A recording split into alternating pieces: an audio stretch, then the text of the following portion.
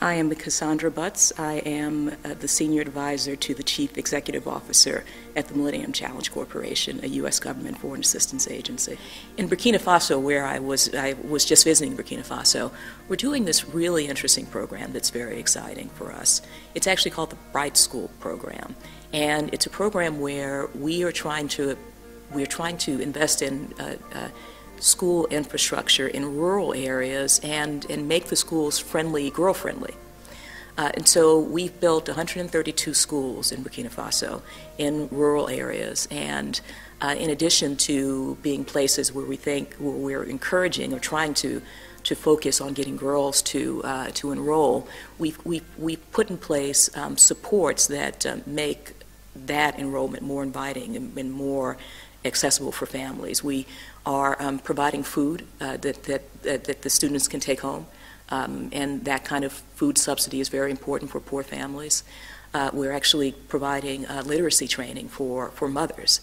And when I was in Burkina, we went to visit one of the Bright schools, and one of the mothers actually read for me, or did a speech in honor of my visit. And I asked her afterwards, it was a very good speech in French, and I asked her afterwards, did you have French before your involvement with the Bright School program? And she said no, she was illiterate, she could not read or write. And it was through this Bright School program, not only are her kids in our Bright schools, but she's learning to read and write through the literacy component of the Bright Schools program.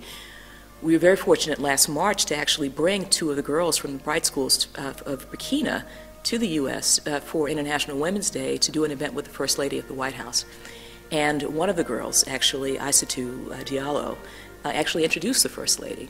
And so when I went back, I actually went to Aissatou's to visit her and visit her and her mother in her village, but also see Aissatou, who has graduated from our Bright schools to secondary school. She's actually in boarding school and secondary school in Dori, where she's from.